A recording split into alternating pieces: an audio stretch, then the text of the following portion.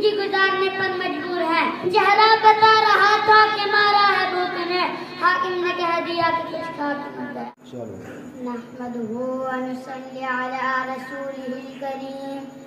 اما بعد فاعوذ باللہ من الشیطان الرجیم.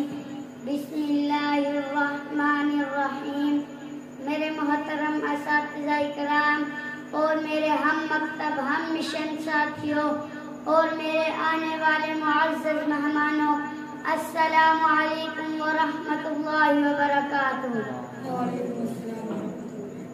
خون دل دے کے نکھاریں گے رخ برگے گلاب, خون دل دے کے نکھاریں گے رخ برگے گلاب.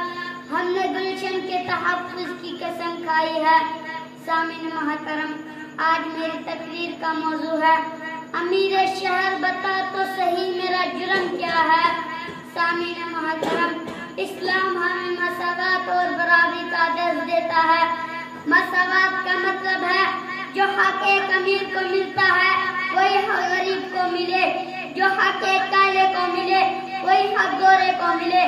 حدیث پاک کا مفہوم ہے کسی عربی کو کسی اجمی پر, کسی اجمی کو کسی عربی پر, کسی کالے کو کسی گورے پر, کسی گورے کو کسی کالے پر کوئی فضیلت نہیں.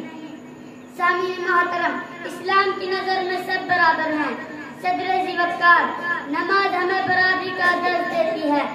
اسی لیے علامہ اقبال رحمہ اللہ نے فرمایا ایک ہی صف میں کھڑے ہو گئے محمود و ایاز, نہ کوئی بندہ رہا نہ کوئی بندہ نواز. قیام پاکستان سے لے کر اب تک 75 سالوں میں غریب مہنگائی اور تنگ دستی کی زندگی گزارنے پر مجبور ہیں. آئے میں آپ کو اپنے موضوع کی ترجمانی اشعار میں سنوں. خوددار میرے شہر کا فاقوں سے مر گیا, خوددار میرے شہر کا فاقوں سے مر گیا.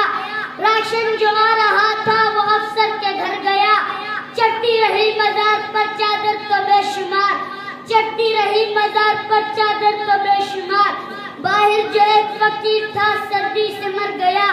روٹی امیر شہر کے کتوں نے چھین لی, روٹی امیر شہر کے کتوں نے چھین لی. فاقہ غریب شہر کے بچوں میں بٹ گیا.